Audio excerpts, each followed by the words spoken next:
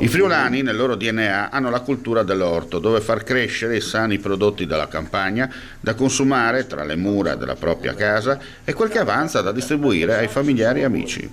Con telecamera al seguito, il cronista si è spostato a Villanova degli Udrio, in comune di San Giovanni alla Tisone, per raccontare la storia di Mario Mainardis, per tutti Mario Vigil, che dopo la pensione ha coltivato la sua passione e l'amore per la terra, creando una sorta di filiera familiare a chilometro zero, utilizzando il concime naturale. Un buon prodotto, diciamo, per la famiglia, per uso famiglia e per gli amici anche, molto per gli amici più che per la famiglia.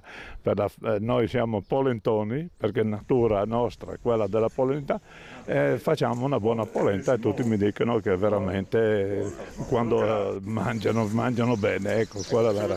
Come giustamente lei ha sottolineato, che si è creato una sorta di autofiliera di prodotta in casa, no? Chilometro zero, dove i prodotti vengono raccolti, seminati è tutto un circolo interno ma importante. Sì, no, non per guadagni, perché non conviene neanche andare a cedere il prodotto, perché non vale poco, però l'alternativa è la qualità, che quando si mangia volentieri, si mangia bene e tutti sono contenti di quello che viene dalle nostre mani. L'intervista integrale la potrete vedere e ascoltare nella prossima puntata di Agricoltura, il settimanale del Verde prodotto da Media Nord-Est, in onda su questa emittente nel fine settimana.